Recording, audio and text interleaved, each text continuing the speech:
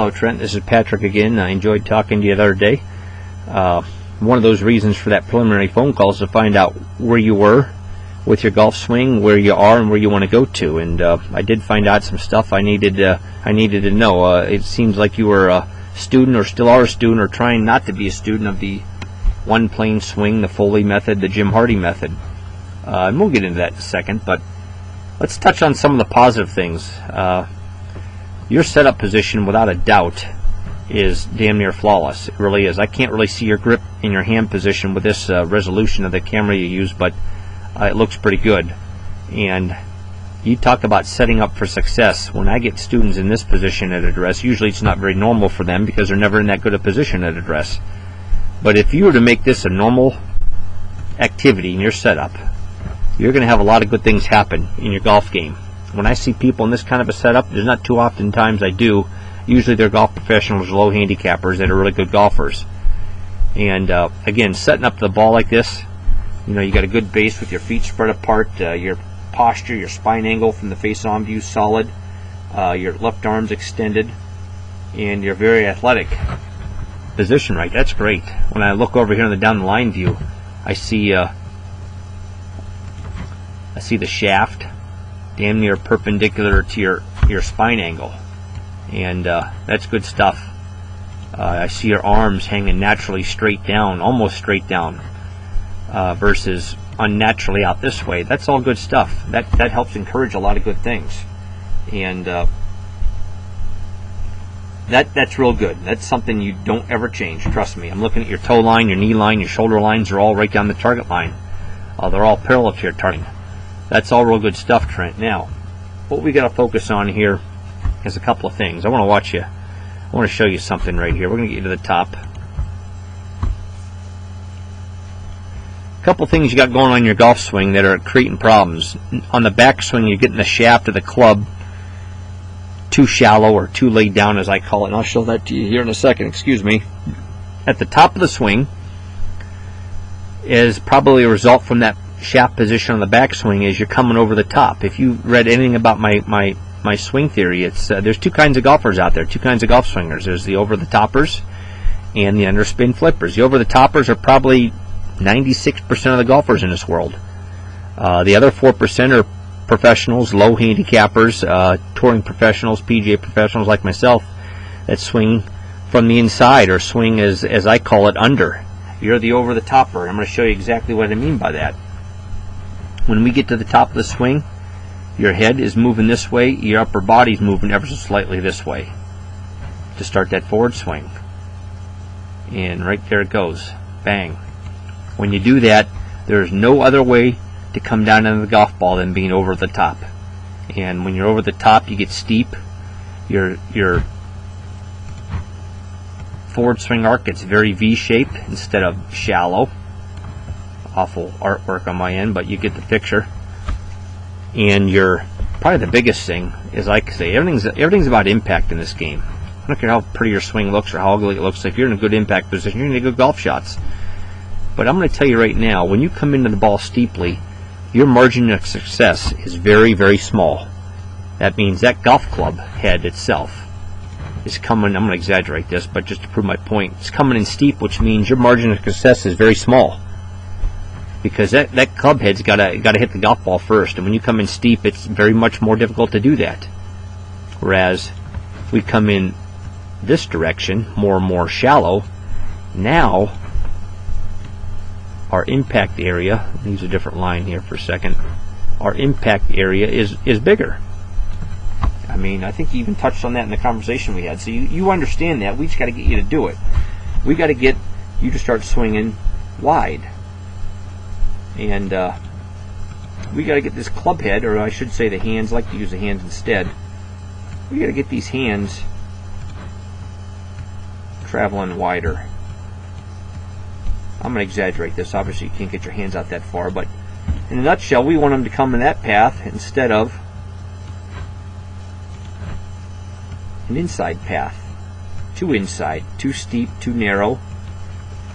very hard to hit the golf ball that way. You're going to be, as I call it, your swing will be completely dependent on perfect timing and hand-eye coordination. And the fact that you're I think you told me, an ex-football player, and it looks like you're pretty much in shape. You're an athlete. You rely on that a lot in your golf swing. Let's get your down the line view up here for a second.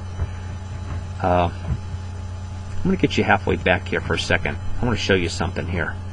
This shallow shaft position I've been talking about. When that left arm here is on that backswing, your lead arm is parallel to the ground, which it is here. That shaft of that club should extend right down to the target line, and yours obviously doesn't. It's probably 3 feet out in front of the golf ball. Ideally, that's where your shaft should be on the backswing, and yours isn't. So you have to make a compensating action from there, and you do. You loop it up and around and across the line to the top, which I think you're already aware of. But we got to get the club in that position on the backswing, a better position. And that early wrist set drill that you said you're already starting to tinker with, that will help tremendously if you do it right. And that's a must. You have to do it right. If you don't do it right, you don't do it correctly, you're going to be in that compensating land forever. Now, speaking of that, let's get it up for a second. There we are. So, first thing is first. This drill I have on my YouTube channel and my golf instruction site, this is part of my pre-shot routine, and it was for about 3 years. And, well, the way I've been playing golf lately, I might have to go back to it again. Basically, all we're doing is setting the hands such that there's really no shoulder movement there. Very little, I should say. There is some, but very little. We're setting the hands such that the shaft is now parallel to the ground and parallel to your target line. And that's what we call hitting your parallels. That's what this drill does. If we can get that to be a normal function in your takeaway, getting to the top of the swing is going to be a breeze. Now, obviously, that's easier said than done, but from this position here on the right where I'm at, all I got to do is rotate my shoulders, and that club's going to come up perfectly every time. Again, easier said than done, but we have to get that club in that position right there on that takeaway. And the best way to do it is to incorporate this little routine into your pre-shot routine. Instead of having all those useless waggles you see everybody do, let's waggle with a purpose. And I think you said you already started on monkeying with this a little bit. So that's going to help tremendously improve the picture on the left. I guess what I'm trying to say in a nutshell. Now, let's, where is he at? I think this is him here. Let me just put this on pause for a second. Nope. There he is. Mr. Jason Day. I think probably the best golf swing on the planet right now. One of the top 2 anyways. I want you to watch something here. Let me use my red here. We're going to track the butt end of his golf club. Okay? And we're going to track it all the way to the top of his swing. Okay? Now, Jason's a poster boy for on plane. He does something in his forward swing I don't really care for, but his swing is so much on plane, he gets away with it. And he will get away with it the rest of his life, as long as he keeps these positions we're looking at. But let's just, I think I got him to the top right there almost. We can use a red line for the top. No, he's still not to the top. He's almost there. You can see, though, he's got a little bit across the line. Maybe it's the concavity of the camera angle. It's possible. Actually, probably not. He's pretty much right down the target line. But I want you to watch something here. That was his path on the backswing with the butt end of the club. Now I'm going to put him in forward motion here for a second. Watch how on plane this kid is. He and Jason Duffner are one of 2 people that do this really, really spot on. That butt end of the club never leaves that red line I just traced on the backswing. That's what I call on plane, backswing and forward swing. You know, you hear these instructors, let's get the club underneath on the forward swing, let's get it way underneath and attack from the inside. That's all nonsense. If we can get that backswing plane and that forward swing plane the same direction, the same shape, we are going to hit good golf shots. Now, let's get you over here for a second. I'm going to try, you're a little further away, but we're going to try to track you anyways. Okay, we're going to use red.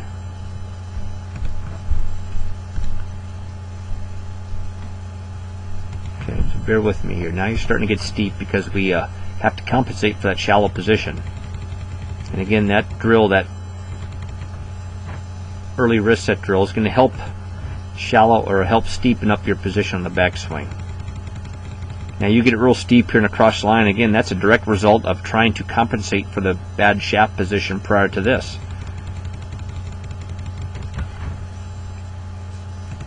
Okay. Now, let's get the other line out. Let's get you forward here. You're going to see what I'm talking about right there. You just saw the hands come over and outside the line ever so slightly, which they're doing. When I see people at the top of the swing in that cross the line position, if they're going to be a good golfer at all, they have to drop it underneath. And you don't. You go the other extreme. You go right over top of it. And that is very hard to hit good golf shots from. Unfortunately, Trent, you are over the top. Now you can really see it here. Your hands over top that line quite a bit, actually. Now we're trying to save it in shallow shaft here. So you got a lot of things going on, but basically we're going to try to get you more on plane, Trent. And you're what I call an over-the-topper. Now, is that what you've been your whole life? I don't know. I wouldn't think so. Not with your setup. I bet you at one time you had that club on plane pretty good. But, you know, a lot of things happen when you start going to the Hardys and the Foleys and the stack and tilters. It's just a different world over there. Not that I like to beat those people down, but I don't see what they see in terms of the golf swing. And there's your left through impact swing. Alright, so you got the club too shallow in the backswing, and again, the early wrist set drill is going to help alleviate a lot of that. Let's get you face on here for a second. Let's get rid of Day here and focus on Trent. Let's get you to the top. Again, what I see on this transition area, Trent, is I see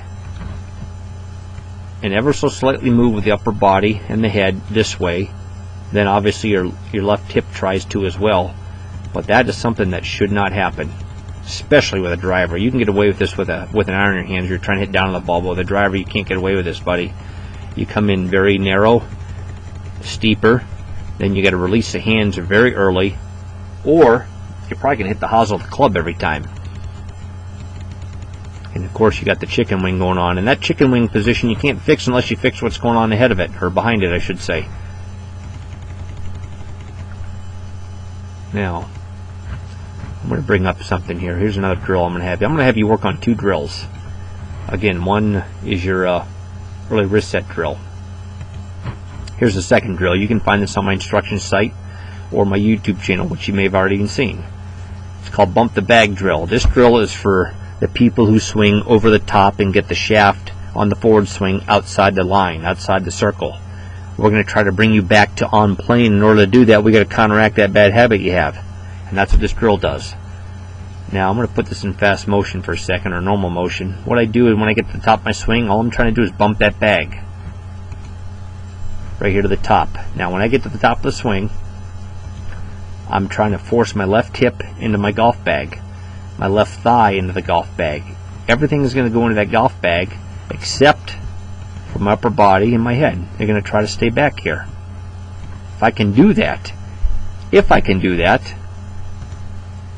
which I just did right there, I will bring that club down much more on plane, or for lack of perspective, underneath. But don't mistake that with underneath, because it's going to bring you right back to on plane, I hope. With enough work it will. But your head position has got to stay a little bit more centered at the top of the swing to start that downswing, your transition area as I call it. Okay, let me get a little circle around my head up here. I'm just trying to keep all that in check. Let my lower body lead and my upper body will follow. Whereas you at the top,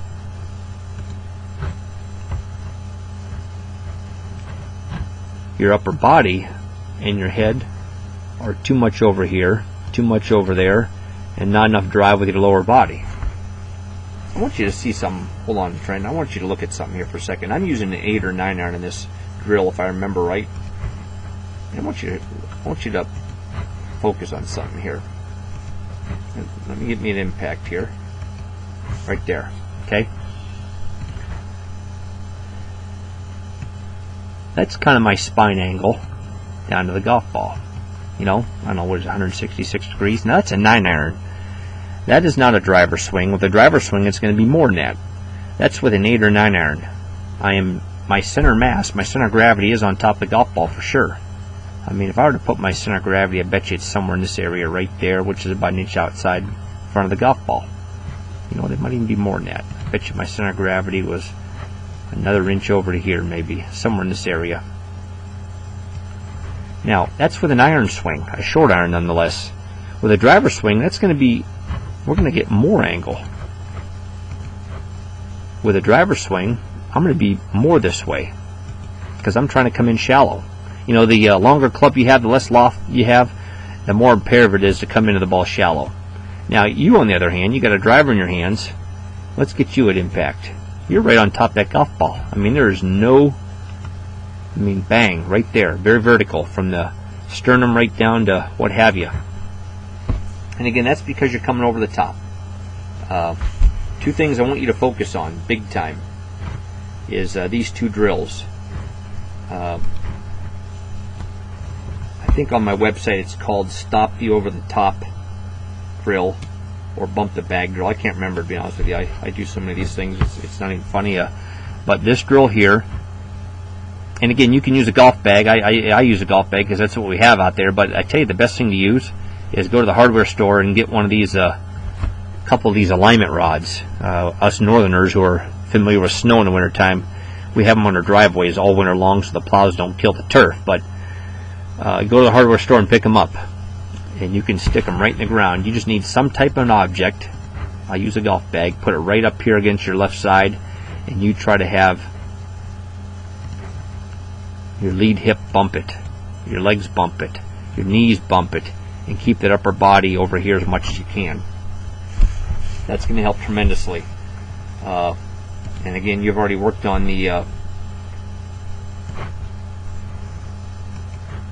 early wrist set drill. That drill there is going to help tremendously the position that we were working on, or that I made you aware of. This one right here. This is a very shallow position, and why did that happen in your swing? Without watching you play and without teaching you for at least a short period of time, it's tough to see what your tendencies are, because your setup's flawless. That position on that takeaway really shouldn't happen from what I'm looking at, unless it's happening unnaturally. And I can only imagine how much of this Hardy stuff had to do with this. I know he likes to swing very flat, as I call it, or very much around, so I'm sure that has something to do with it. But, in my opinion, it's not natural. Naturally, that club should be in this position. Right up in the ear, extended down to the target line when that lead arm is parallel to the ground. And that's what you got to work on there, Trent, that's for sure. That position right there we need to improve. How do we improve that? By the drill you see on the left. If we can get this position better on the right, your top of the position is going to be better. You won't have the need to get it across the line. Will you still do it? Probably. We'll probably have to work on that physically, but it'll be a lot less need to be in this position that you see here on the right if we can get this position better. And from there we have to, and I mean we have to learn to get these hands to travel back down the target, or I shouldn't say the target line, the plane that it came back on, a better plane, instead of coming this way. In a nutshell, that's what's going on. Up top of the swing, you going this way instead of back down.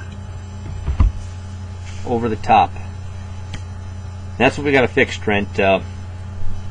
Again, I want you to call me if any of this is confusing to you, or if you have any concerns or objections, or you don't agree with it at all. But give me a call. That's one of the perks I do with my online video students who are from not of the area.